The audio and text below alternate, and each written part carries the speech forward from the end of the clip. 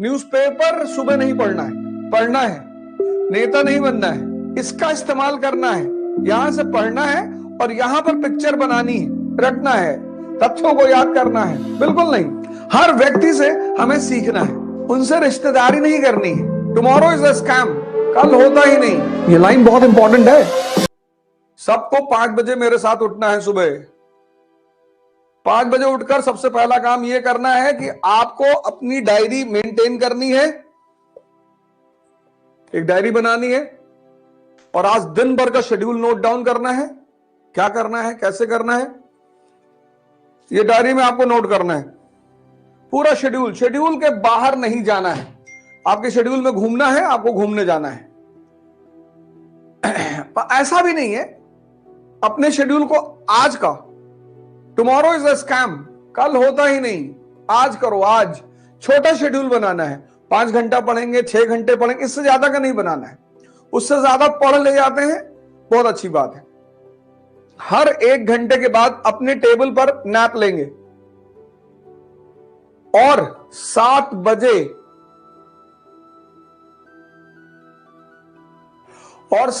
Class खत्म होगी। सभी लोग अपने मां बाप को चरण स्पर्श करेंगे। जिनके मां बाप उनसे दूर रह रहे हैं वो उनको फोन करेंगे। डेली मां बाप का आशीर्वाद लेना, ये सारा खेल आशीर्वाद का है। फिर आप जिस भी धर्म को मानने वाले हैं, जैसे मैं गीता पढ़ता हूं, न्यूज़पेपर सुबह नहीं पढ़ना है, छूना ही नहीं। दिन की शुरुआत एक पॉजिटिव थॉट से करनी, पॉजिटिव विचार से। एक श्लोक, एक पारा, एक पैराग्राफ, बस उस थॉट को दिन भर दिमाग में रखना है। कोई भी एक। मैं यथार्थ गीता पढ़ता हूं, आप बाइबल पढ़िए, कुरान पढ़िए, आदि ग्रंथ पढ़िए, जो भी आपका धर्म ग्रंथ है, जो भी आपका धर्म ग्रंथ है। तो आज का शेड्यूल बनाना है, पूरे दिन का शेड्यूल के हिसाब से ही काम करना है। डायरी हमेशा साथ में रखना है, वो चेक करना है कि ये मेरा शेड्यूल है कि नहीं। घूमने का शेड्यूल है तो घूमने जाना है। छोटा शेड्यूल बनाना है। बड़ा कर ले जाते हैं तो बहुत अच्छा है, पर बड़ा करके छोटा नहीं कर पाएंगे तो डिप्रेशन पैदा होता है। ऐसा कोई काम नहीं करना है। यह पहला चैप्टर है, 18वीं शताब्दी का भारत, 18th सेंचुरी इंडिया। और इस शताब्दी में जो सबसे बड़ी घटना घटी वो ये थी कि भारत गुलाम बना, स्लेव। अब आप पढ़ते हैं रटने के लिए, इसीलिए तो बहुत सारी परीक्षाओं में आपका सिलेक्शन नहीं हो रहा है। पहली अप्रोच ही गलत है। रटना है, तथ्यों को याद करना है, बिल्कुल नहीं। सब पूरे चैप्टर को समझना है और तथ्यों की प्रैक्टिस करनी है। तो 18वीं शताब्दी की जो सबसे बड़ी घटना थी वो थी कि भारत गुलाम बना। 1757 और 1764, और यहीं से भारत में अंग्रेजी हुकूमत की शुरुआत। लेकिन यह गुलाम कैसे बना? कोई भी व्यक्ति या राष्ट्र गुलाम तभी बनता है जब वो कमजोर होता है। यह लाइन बहुत इंपॉर्टेंट है। कोई भी व्यक्ति या राष्ट्र गुलाम तभी बनता है जब वो कमजोर होता है। तो ये जो पहला चैप्टर है, अब जो भी चैप्टर हम पढ़ेंगे उसका पहले थीम निकाल लेंगे कि इस चैप्टर का थीम क्या है। इस चैप्टर को पढ़ने के बाद कौन सी पिक्चर बनेगी मेरे मन में, इसका इस्तेमाल करना है।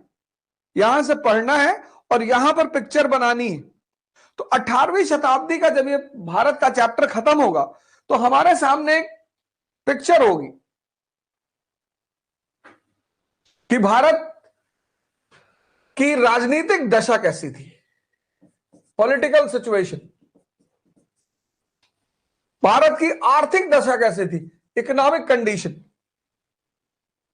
भारत की सामाजिक दशा कैसी थी, सोशल कंडीशन।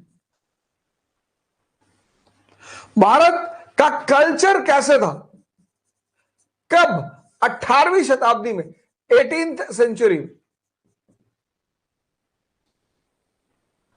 कोई भी राष्ट्र गुलाम कब बनेगा, जब वो कमजोर होगा। तो अब 18वीं शताब्दी में भारत जब गुलाम बना, इसका मतलब भारत कमजोर रहा होगा। किस फ्रंट पे, राजनीतिक फ्रंट पे, आर्थिक फ्रंट पे, सामाजिक फ्रंट पे और सांस्कृतिक फ्रंट पे। बस इसी पिक्चर को इस चैप्टर के अंत तक बनाना है। पहली हेडिंग, मुगल साम्राज्य का पतन, डिक्लाइन ऑफ मुगल्स। यह बड़ी घटना रही 18वीं शताब्दी की राजनीति में।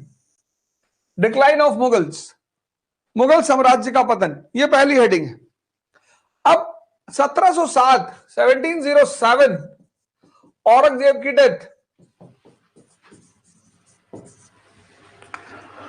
बड़े सारे इतिहासकार यहीं से आधुनिक युग की शुरुआत मानते हैं। वो खैर चर्चा का विषय, उस पर हम चर्चा करेंगे ही करेंगे। तो 1707 में औरंगजेब की डेथ हुई, और जब औरंगजेब की डेथ हुई तो एम्पायर जो था, साम्राज्य, उसकी यूनिटी यानी एकता और स्टेबिलिटी यानी स्थिरता, दोनों ही हिल चुकी थी। यह पहली बात समझने लायक है कि 1707 यानी 18वीं शताब्दी की शुरुआत में जब औरंगजेब की डेथ हुई तो साम्राज्य की एकता और स्थिरता दोनों ही हिल चुकी थी। क्यों हिली? उसकी पॉलिसीज की वजह से। उसकी बड़ी सारी नीतियां ऐसी रही जिसने साम्राज्य की एकता और स्थिरता को हिला दिया। अब एक बात और याद रखना है, पढ़ना है, नेता नहीं बनना है। हमारे लिए इतिहास में जितने भी व्यक्ति हैं वो कैरेक्टर हैं, उनसे रिश्तेदारी नहीं करनी है। उन्हें आदर्श बना सकते हैं, अगर उनसे कुछ सीखना है तो उनको आदर्श बना सकते हैं। भगत सिंह को आदर्श बना सकते हैं, गांधी को आदर्श बना सकते हैं, कलाम साहब को आदर्श बना सकते हैं, अंबेडकर को आदर्श बना सकते हैं, विवेकानंद को आदर्श बना सकते हैं, पर किसी भी व्यक्ति को आदर्श मतलब होता है किसी के पथ पर चलना, उसके लिए झगड़ा नहीं करना। आप अंबेडकर के पथ पे चलोगे तो आप अंबेडकर जैसे महान हो जाओगे। आप विवेकानंद के पथ पे चलोगे तो आप विवेकानंद जैसे महान हो जाओगे। बस इतना ही रोल होता है आदर्शों का कि आपने उनकी उंगली पकड़ ली और उनके रास्ते पर आप चलते रहे, तो जहां तक वो पहुंचे उसी रास्ते पर चलकर आप भी वहीं पहुंचेंगे। हर व्यक्ति से हमें सीखना है। इतिहास एक ऐसा विषय है जो दो वर्गों के बारे में लिखा जाता है। एक शाही वर्ग के लिए, क्योंकि उन्हें इतिहास से सीखना होता है। एक आम आदमी के लिए, क्योंकि उन्हें इतिहास से लड़ना होता है। समझना है इस बात को? तो औरंगजेब हो सकता है कुछ मुसलमानों के लिए मुसलमान हो, आपके लिए नहीं है। आपके लिए शासक है। बहुत सारे हमारे मुसलमान भाई भावुक हो जाते हैं कि भैया बहुत अच्छा आदमी था। हाँ, बहुत अच्छा था, एक बार ऐसे उंगली डाल के छेद कर दिया था आसमान में। और बहुत सारे हिंदू भाई हैं जो उससे नाराज हो जाते हैं। ये सर बहुत उसने सर सब मंदिर तोड़ डाला सर उसने। हाँ, तो किसका विनाश किया? अपना ही तो किया। ये देखो,